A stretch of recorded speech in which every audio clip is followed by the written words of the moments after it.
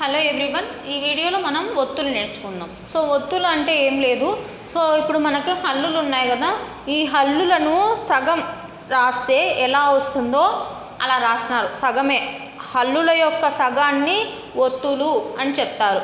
ఓకేనా? ఇప్పుడు కాకి కావత్తు చూడండి. ఇప్పుడు ఏంటి అంటే హల్లులు ఉన్నాయి కదా మనకి, ఈ హల్లులకు so different once. First different one చూడండి, టోటల్గా డిఫరెంట్. కావత్తు, తావత్తు. ఓకేనా?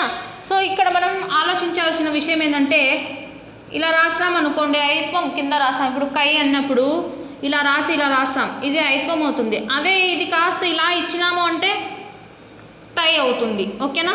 సో కాబట్టి మనం జాగ్రత్తగా నేర్చుకోవాలి. ఇవి నేర్చుకునేప్పుడు నా బత్తు. ఓకేనా? మా బత్తు చూడండి. సో ఇలా రాస్తే మా బత్తు అవుతుంది. ఇది యావత్తు, రావత్తు, లావత్తు, వావత్తు.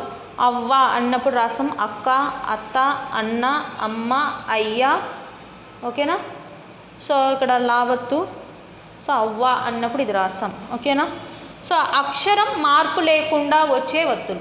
సో అక్షరాలు మనకి హల్లులు ఎలా ఉన్నాయో అలానే మనం రాసే ఒత్తులు ఇవి.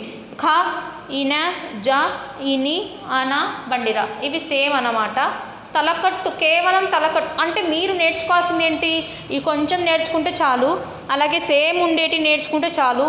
ఇక్కడ అంటే మీరు ఓవరాల్ నేర్చుకునేవి ఇవి మాత్రమే. ఇవి ఈజీగా నేర్చుకోగలుగుతారు. ఓకేనా? తలకట్టు తొలగిస్తే ఇవి వస్తాయన్నమాట. తలకట్టు అంటే మనకు తెలుసు కదా. సో దీన్ని తొలగిస్తే వచ్చేవి ఇవి అన్నమాట. ఓకేనా? ఇవి ఒత్తులు. సో నెక్స్ట్ వీడియోలో ఎలా చదవాలి, ఒత్తులు ప్లస్ అక్షరాలు కలిసినప్పుడు ఎలా చదవాలనేది చూద్దాం. Thank you for watching. Please subscribe YouTube channel. Please like, share and comment our videos.